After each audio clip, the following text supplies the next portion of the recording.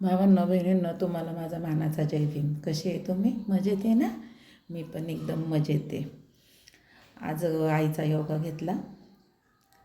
आई आता छान करते योगा. तिला सुरुवातीला जमत नव्हतं, पण आता तिला सवय झाली. मी जेवढं करेल ना तेवढं आई बरोबर करते.